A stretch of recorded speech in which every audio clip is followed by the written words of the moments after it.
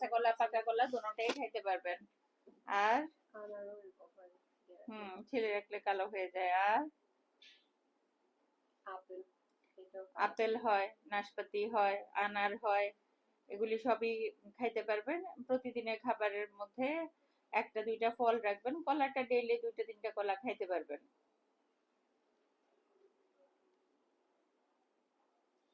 খাবেন। এছাড়া মাছ, মাংস, দুধ, ডিম একটা হচ্ছে প্লেটকে 4 ভাগে ভাগ করবেন আনুমানিক, হ্যাঁ।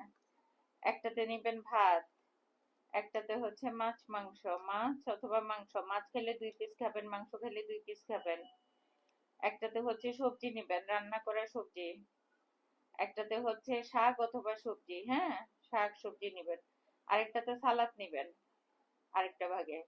ঠিক এইভাবে হচ্ছে খাওয়া দাওয়া করবেন। কাঁচা গাজর কি খাওয়া যাবে? কাঁচা গাজর খাওয়া যায়, কোনো সমস্যা নেই, গাজরে ভিটামিন এ খাইতে পারবেন। খুব বেশি পরিমাণ খাওয়া দরকার নেই, তবে খেতে পারবেন, পারবেন না যে তা